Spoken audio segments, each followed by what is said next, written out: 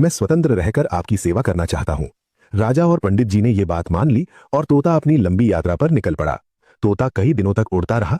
पहले पहल उसके पंख थोड़े सुस्त थे क्योंकि वो वर्षों से पिंजरे में था, पर धीरे धीरे उसकी शक्ति लौट आई। रास्ते में उसे एक बहुत ही वृद्ध और ज्ञानी तोता मिला। जब वृद्ध तोते ने सुना कि ये नन्हा पक्षी एक परोपकार के कार्य के लिए जा रहा है, तो उसने उसकी सहायता करने का निश्चय किया। वृद्ध तोते ने कहा, बेटा, आगे का रास्ता बहुत दुर्गम है। तुम्हें घने जंगलों और विशाल नदियों को पार करना होगा।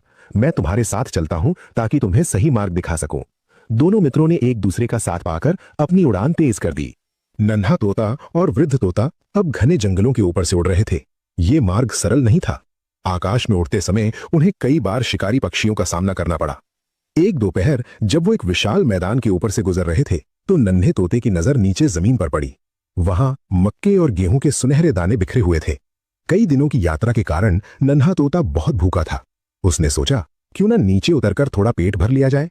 जैसे ही वो नीचे की ओर झपटने लगा, वृद्ध तोते ने अपनी पूरी शक्ति से चिल्लाकर उसे रोका। रुको मुन्ना, नीचे मत जाना, ये जीवन का अंत हो सकता है। नन्हा तोता ठिठक गया। उसने देखा कि उन दानों के ऊपर एक बहुत ही महीन धागों का जाल बिछा हुआ था, जो दूर से दिखाई नहीं दे रहा था। तभी कुछ कबूतर उन दानों के लालच में नीचे उतरे और पलक झपकते ही जाल में फंस गए। शिकारी झाड़ियों के पीछे से हंसता हुआ निकला। नन्हा तोता डर के मारे कांपने लगा। उसने आकाश की ओर चोंच उठाकर ईश्वर का धन्यवाद किया और अपने वृद्ध साथी का आभार माना। थोड़ी दूर जाने पर उन्हें एक गहरा गड्ढा दिखा जिसमें पानी भरा था। प्यास से बेहाल नन्हा तोता जैसे ही पानी पीने के लिए झुका, वृद्ध तोते ने उसे फिर डांटा। सावधान, इस पानी की गंध देखो, ये दूषित है। पास जाकर देखने पर पता चला कि वहां एक विशाल अजगर का सड़ा हुआ शरीर पड़ा था, जिसका जहर उस पानी में मिल चुका था। वृद्ध तोते ने उसे समझाया, बेटा, संकट के समय धैर्य और बुद्धि ही सबसे बड़े साथी होते हैं।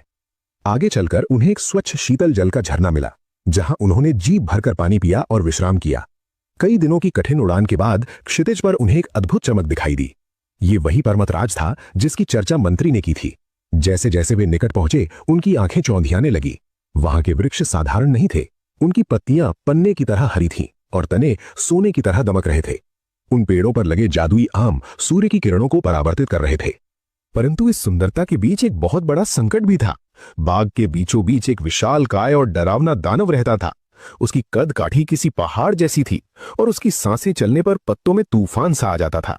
वो दानव गोरी परी का सेवक था और प्रतिदिन एक एक आम की गिनती करता था,